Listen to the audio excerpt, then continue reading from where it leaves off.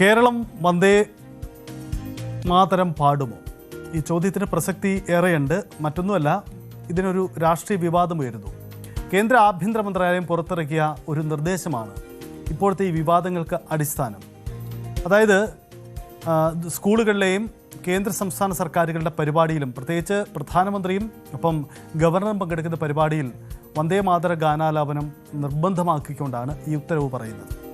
ഉത്തരവ് പറയുന്നതിൻ്റെ വിവാദം മറ്റൊന്നുമല്ല, ഇതിൻ്റെ പൂർണ്ണമായ രീതിയിൽ ഇത് അവതരിപ്പിക്കണമെന്നതാണ് ഇതിൻ്റെ ആവശ്യം. വന്ദേ മാതരത്തിലെ ചില ശകലങ്ങൾ, ചില ഭാഗങ്ങൾ, ചില രീതിയിൽ ചിലർക്ക് ഉൾക്കൊള്ളാൻ കഴിയുന്നില്ല എന്ന വിവാദം നേരത്തെ തന്നെ ഉള്ളതാണ്. അപ്പോൾ ഇതിൻ്റെ രാഷ്ട്രീയം എന്താ കാര്യം കൂടി നമുക്ക് പരിശോധിക്കാം. ആദ്യം എന്താണ് ഈ വിവാദമെന്ന് നോക്കാം. ബങ്കിം ചന്ദ്ര ചാറ്റർജി വന്ദേ മാതരം രചിച്ച് അത് നമ്മൾ ശീലിച്ചു വന്നിരുന്നപ്പോൾ ഇതിൽ ഭാരതാംബയെ, നമുക്കറിയാം, ഭാരതാംബ എന്ന സങ്കല്പം ഇന്ത്യയുടെ പതിറ്റാണ്ടുകളായ സങ്കല്പമാണ്. നമുക്ക് പാരമ്പര്യത്തിൻ്റെ ഭാഗമായി നമ്മുടെ ഭാരതാംബ എന്ന ചിത്രീകരണം നമുക്കുള്ളതാണ്. പക്ഷേ ഈ ഭാരതാംബയെ ദുർഗാദേവിയായി ചിത്രീകരിക്കുന്ന ചില വരികളുണ്ട്. ഇത് പാടുന്നത് നിർബന്ധമാക്കുന്നതിനെ ചൊല്ലിയുള്ള തർക്കമാണ് യഥാർത്ഥത്തിൽ ഈ വിവാദത്തിൻ്റെ കാതൽ.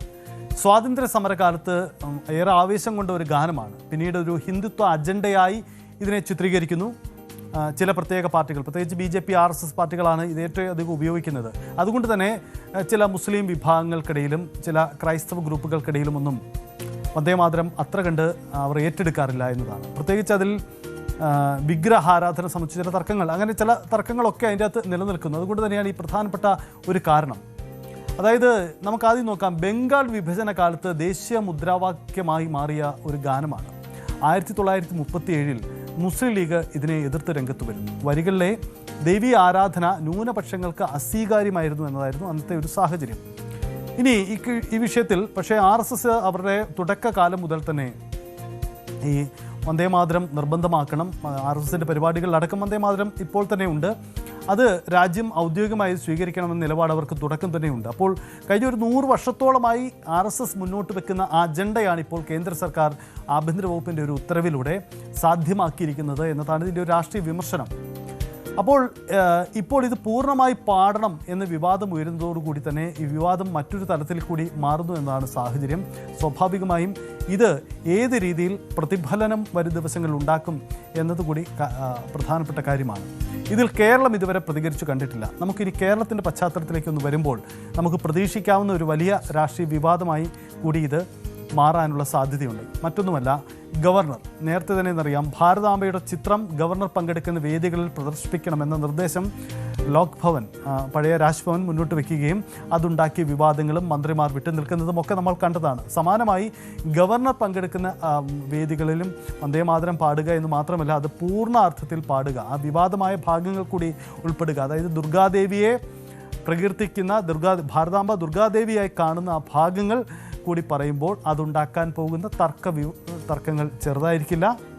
അത് വലിയ വിവാദങ്ങളിലേക്ക് പോകാൻ സാധ്യതയുണ്ട്. പക്ഷേ ഇതുവരെയും സംസ്ഥാന സർക്കാർ ഈ വിഷയത്തിൽ ഇതുവരെ പ്രതികരിച്ചിട്ടില്ല. സ്കൂളുകളിൽ ഇത് സംബന്ധിച്ച് നീക്കമുണ്ടാകുമോ, അങ്ങനെയെങ്കിൽ അതിനെ ഏതു തരത്തിലുള്ള തുടർ പ്രതികരണങ്ങൾ ഉണ്ടാകുമെന്നും പ്രസക്തമാണ്. തിയേറ്ററുകളിലടക്കം ഈ ഗാനം ഇടണമെന്ന നിർദ്ദേശം കൂടിയുണ്ട്. പക്ഷേ ദേശീയഗാനം പാടുമ്പോൾ എഴുന്നേറ്റ് നിൽക്കണം, അത് നമ്മൾ ശീലിച്ച ഒരു കാര്യമാണ്, നിർദ്ദേശമാണ്. പക്ഷേ അതിനപ്പുറം വന്ദേമാതരവും അങ്ങനെ ഏറ്റു നിൽക്കണമെന്നില്ല. പക്ഷേ ഗാനം ആലപിക്കണമെന്ന നിർദ്ദേശം മാത്രമേ ഉണ്ടായിട്ടുള്ളൂ. പക്ഷേ വന്ദേമാതരത്തെ അപകീർത്തിപ്പെടുത്തുന്ന അല്ലെങ്കിൽ അതിനെ ധിക്കരിക്കുന്ന എന്തെങ്കിലും നീക്കമുണ്ടായാൽ അത് നിയമ നടപടിക്ക് വിധേയമാവും എന്നുകൂടി ഈ ഉത്തരവിൽ പറയുന്നുണ്ട്. അങ്ങനെയെങ്കിൽ നമുക്ക് കാത്തിരിക്കുന്നത് ഒരു വലിയ വിവാദമാണ്, അല്ലെങ്കിൽ തർക്കമാണ്.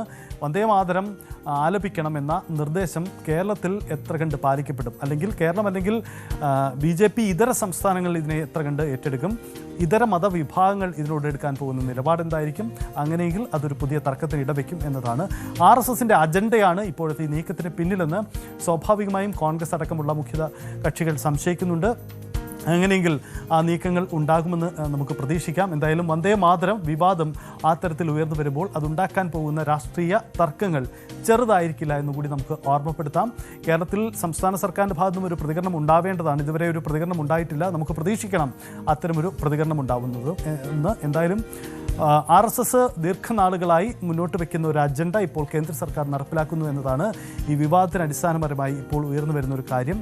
ഒരു കാര്യം വ്യക്തമാണ്, ഇതിൽ കേരളമടക്കമുള്ള സംസ്ഥാനങ്ങൾ സ്വീകരിക്കാൻ പോകുന്ന നിലപാട് ഈ തെരഞ്ഞെടുപ്പ് കാലത്ത് ഉയർന്നു വരാൻ പോകുന്ന മറ്റൊരു രാഷ്ട്രീയ നീക്കത്തിൻ്റെ കൂടി ഭാഗമായേക്കാം.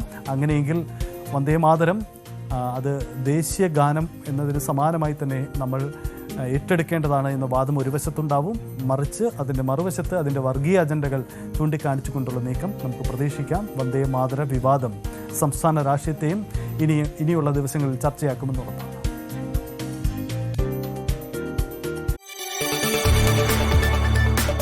കൂടുതൽ വാർത്തകൾക്ക് News 18 Keralam YouTube channel subscribe ചെയ്യുക.